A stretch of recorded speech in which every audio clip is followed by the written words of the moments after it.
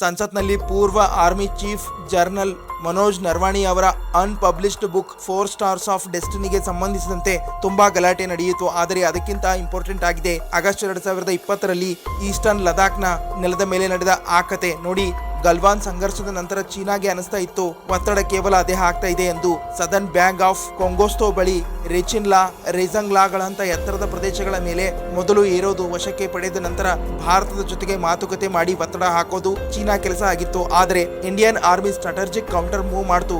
30 August ಮಧ್ಯರಾತ್ರಿ operation snow leopard ನಲ್ಲಿ para special forces ಮತ್ತೆ ಸ್ಪೆಷಲ್ ಫೋರ್ಸಸ್ ಗಳಂತಹ ಎಲ್ಇಟಿ ಯೂನಿಟ್ಸ್ ಕೈಲಾಸ್ ರೇಂಜ್ ನ ಆ ಆಕ್ಯುಪೈಡ್ ಸ್ಥಳಗಳನ್ನ ವಶಕ್ಕೆ ಪಡೆಯಿತು.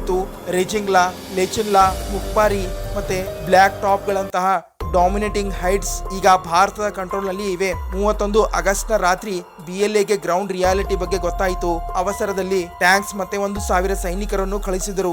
ರೆಚಿನ್ಲಾ ಕಡೆಗೆ ಬರ್ತಾ ಇದ್ದಂತೆ ಭಾರತೀಯ ಪೊಸಿಷನ್ ಗಳನ್ನ ಸರಿಸುವ ಪ್ರಯತ್ನ ಮಾಡಿತು. ಆದ್ರೆ ಇಂಡಿಯನ್ ಆರ್ಮಿ ತಕ್ಷಣ ರೆಸ್ಪಾನ್ಸ್ ಮಾಡಿತು. ಆರ್ಟಿಲರಿ ಪೂರ್ತಿ ರೆಡಿಯಾಗಿತ್ತು, ಮೆಸೇಜ್ ಕ್ಲಿಯರ್ ಆಗಿತ್ತು.